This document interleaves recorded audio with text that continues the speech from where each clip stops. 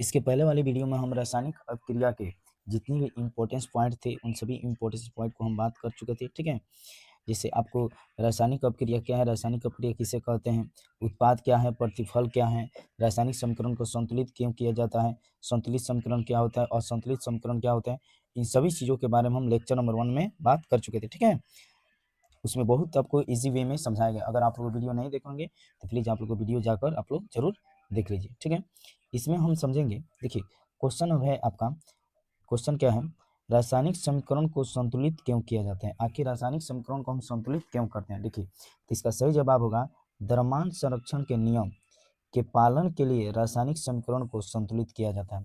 यानी द्रव्यमान संरक्षण के नियम के पालन के लिए रासायनिक के समीकरण को संतुलित किया जाता है। बस इतना ही आपको लिखना है, इससे ज़्यादा कुछ लिखना नहीं है। यानी जो भी डिफिनेशन इसमें मिलेगा अपने भाषा में ही मिलेगा, ठीक है। एकदम आपको 100 नंबर आपको मिलेगा, ठीक है। चलिए निम्न कर निम्न को संतुलित करिए। देखिए CO प्लस O2 यहाँ पर CO2 है तो कार्बन एक है, यहाँ कार्बन है, O2 क्या है तो यहाँ पर 2 है। देखिए हाइड्रोजन 2 है, HCl क्लोरीन 2 है तो यहाँ पर 2 से मल्टीप्लाई किए गए। इस सबको हम संतुलित कर दिए, आप लोग अपने से भी कर सकते हैं। चलिए यहाँ आ जाइए, यहाँ आपका क्वेश्चन, रासायनिक समीकरण से प्राप्त जानकारी या सूचना, ये भी आपको इंपॉर्टेंट करें। आखिर रासायनिक समीकरण से हमें कौन सी सूचना मिलती है, क्या प्राप्त होती है, उन सभी उसके बारे में हम समझते थे। देखिए अपक्रिया में कौन कौन से पदार्थ भाग लेते हैं, जब रासायनिक अपक्रिया को आप देखिएगा तो इसमें देखिए इसमें कौन कौन से पदार्थ भाग लिए है ना। अपक्रिया की दिशा किस दिशा में हो रहा है, अभिकारक एवं प्रतिफल का, उसमें अभिकारक भी होते हैं प्रतिफल भी होते हैं। परमाणु संख्या, उसके परमाणु संख्या की जानकारी होती है। अभिकारक एवं प्रतिफल के संकेत एवं सूत्रों की जानकारी प्राप्त होती है ना। अभि अभिकारक एवं प्रतिफल द्रव्यमान संख्या की जानकारी होती है, परमाणु संख्या की जानकारी होता है।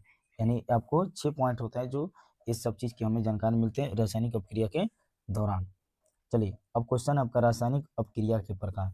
अब यहाँ से रासायनिक अपक्रिया के प्रकार को हम समझ रहे हैं। देखिए जैसे एक में देखिए क्या दिया है, संयोजन अपक्रिया, 2 में वियोजन अपक्रिया, 2 में क्या है आपका वियोजन अपक्रिया, 3 में विस्थापन एवं एकल विस्थापन अपक्रिया है ना, 4 में है आपका द्विविस्थापन अपक्रिया, 5 में है अवक्षेपण अपक्रिया, कौन सा अपक्रिया, अवक्षेपण अपक्रिया, और 6 में है उदासीनीकरण अपक्रिया, कौन सा अपक्रिया, उदासीनी अभिक्रिया, और 7 में है अपचयन अपक्रिया, और 8 में है उपचयन अपक्रिया, 9 में है रेडॉक्स अपक्रिया, 10 में उसमें छिपी अपक्रिया, 11 में अवशोषी अपक्रिया। तो 1 बाय 1 हम डिफिनेशन समझेंगे। देखिए संयोजन क्या लिखा हुआ है, संयोजन अपक्रिया। संयोजन अपक्रिया क्या होता है, इसमें 2 नए पदार्थ भाग लेते हैं। देखिए वैसा रासायनिक अपक्रिया जिसमें 2 या 2 से अधिक पदार्थ भाग लेते हैं और किसी नए पदार्थ का निर्माण होता है तो उसे संयोजन अपक्रिया कहते हैं। यानी 2 पदार्थों का इसमें क्या होता है, मिलन होता है तो तीसरे नए पदार्थ का नाम है। जैसे ए भी और यहाँ पे देखिए जैसे कार्बन और प्लस O2, तो इसको जब हम ये जब रिएक्शन करता है तो CO2 बनता है। यहाँ पर देखिए हाइड्रोजन है, यहाँ पर O2 दिया है तो 2H2O दे दिया। वियोजन, देखिए वियोजन या अपघटन अपक्रिया, वियोजन या अपघटन अपक्रिया एक होता है, समझिएगा यहाँ पे। वैसा रासायनिक अपक्रिया जिसमें किसी बड़े पदार्थ के टूटने से, वियोजन माने बिखराव होता है ना, वियोजन माने क्या होता है, बिखराव। यानी किसमें किसी नए बड़े पदार्थ के टूटने से 2 या 2 से अधिक पदार्थों का निर्माण होता है उसे वियोजन अपक्रिया कहते हैं। जैसे CaCO3 कार्बन कैल्शियम कार्बोनेट, ठीक है, तो ये बनता है Ca plus CO2, Ca plus CO2, ठीक है। अब है आपका क्वेश्चन, देखिए क्वेश्चन देखा जाए कर है विस्थापन या एकल विस्थापन अपक्रिया, विस्थापन या एकल विस्थापन अपक्रिया किसे कहते हैं, तो ऐसा रासायनिक अपक्रिया जिसमें कोई तत्व दूसरे तत्व यौगिक में विस्थापित हो जाता है, क्या हो जाता है, विस्थापित हो जाता है, उसे क्या कहते हैं, विस्थापन अपक्रिया। याद रखिए वैसा रासायनिक अपक्रिया जिसमें कोई तत्व दूसरे तत्व के यौगिक में विस्थापित हो जाता है उसे क्या कहते हैं, विस्थापन अपक्रिया, है ना। उसके बाद दिया है, देखिए यहाँ पे आपको समीकरण यहाँ पे दिया गया है, रिएक्शन आपका Fe प्लस CSO4 बराबर arrow FeSO4 plus C2 Cu।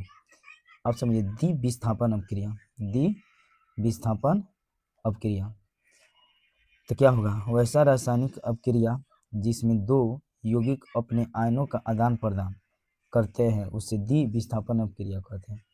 उसे क्या कहते हैं, द्विविस्थापन अपक्रिया। इसमें दो नए यौगिक अपने आयनों का आदान प्रदान करते हैं, आयनों क्या करते हैं, आदान प्रदान करते हैं, उसे द्विविस्थापन अपक्रिया। जैसे एक्स वाई ए बी, देखिए यहाँ पे इसका आयन हो गया, यहाँ पे ये गया, ठीक है। इसी तरह देखिए NaCl प्लस AgNO3 ठीक है। चलिए, अवक्षेपण अपक्रिया किसे कहते हैं? वैसा रासायनिक अपक्रिया, वैसा रासायनिक अपक्रिया, वैसा रासायनिक अपक्रिया जिसमें किसी अवक्षेप का निर्माण होता है, जिसमें किसी अवक्षेप का क्या होता है, निर्माण होता है, उसे क्या कहते हैं बेटे? उसे हम अवक्षेपण अपक्रिया कहते हैं। क्या कहते हैं? अवक्षेपण अपक्रिया। जैसे AgNO3 प्लस NaCl AgNO2। उदासीनीकरण अपक्रिया, उदासीनीकरण अभिक्रिया, समझिए उदासीनीकरण अपक्रिया किसे कहते हैं? वैसा रासायनिक अपक्रिया जिसमें अम्ल और क्षार अपने आयनों का आदान प्रदान कर लवण और जल बनाते हैं, उसे उदासीनीकरण अपक्रिया कहते हैं। वैसा रासायनिक अपक्रिया जिसमें अम्ल और क्षार अपने आयनों का आदान प्रदान कर लवण और जल बनाते हैं, उसे क्या बोलते हैं? उदासीनीकरण अपक्रिया। नेक्स्ट आपका है उपचयन अपक्रिया। वैसा रासायनिक अपक्रिया जिसमें किसी पदार्थ के ऑक्सीजन का ग्रहण कर एवं हाइड्रोजन का त्याग कर होता है, उसे उपचयन अपक्रिया कहते हैं। जैसे 2Cu प्लस O2 बराबर, देख लीजिए यहाँ पे 2Cu। अपचयन अपक्रिया, वैसा रासायनिक अपक्रिया जिसमें किसी पदार्थ के ऑक्सीजन का त्याग होता है एवं हाइड्रोजन का ग्रहण होता है, उसे क्या बोलते हैं? उपचयन अपक्रिया। वैसा रासायनिक अपक्रिया जिसमें किसी पदार्थ के ऑक्सीजन का त्याग एवं हाइड्रोजन का ग्रहण होता है, उसे क्या कहते हैं? उपचयन। रेडॉक्स अपक्रिया देखिए कितना आसान है। वैसा रासायनिक अपक्रिया जिसमें उपचयन एवं अपचयन की घटना होता है, उसे क्या कहते हैं? अपचयन अपक्रिया। क्या कहते हैं? अपचयन अपक्रिया। एक और डिफिनेशन है, समझेंगे। अपचयन अपक्रिया, अपक्रिया को संयुक्त रूप से रेडॉक्स अपक्रिया कहते हैं। उपचयन एवं अपचयन, उपचयन एवं अपचयन अपक्रिया को क्या कहते हैं? रेडॉक्स अपक्रिया। CuO plus H2O plus CuH2O। अब आ जाइए, आपका आगे कौन सा अपक्रिया? अवक्षेपण, सॉरी ऊष्माक्षेपी अपक्रिया। वैसा रासायनिक अपक्रिया जिसमें उत्पाद का निर्माण के साथ साथ ऊष्मा का उत्पन्न होता है। उत्पाद के साथ साथ क्या होता है? ऊष्मा का उत्पन्न होता है, उससे क्या कहते हैं? ऊष्माक्षेपी अपक्रिया, यानी ऊष्मा का निर्माण होता है। जैसे Cu प्लस O2 बराबर CO2 प्लस SO2 और ऊष्मा शोषी। वैसा रासायनिक अपक्रिया जिसमें ऊष्मा का अवशोषण होता है।